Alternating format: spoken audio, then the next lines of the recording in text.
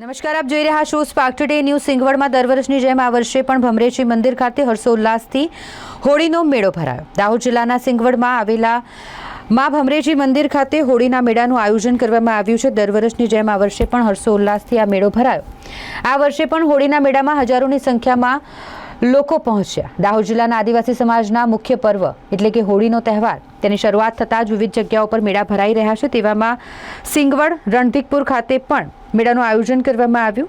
મેળામાં ઢોલ વગાડતા ગ્રામ્ય વિસ્તારોમાંથી હજારોની સંખ્યામાં રસિકો ઉમટી પડ્યા છે. મેળાના મેદાનમાં આદિવાસી સંસ્કૃતિ મુજબ ઢોલના તાલે નવયુવાનો નાચતા હોય છે, જ્યારે શેરડીના વિશેષ મહત્વ મુજબ મેળામાં અવારનવાર દરેક વ્યક્તિ શેરડીની ખરીદી કરીને ઘરે પરત ફરે છે.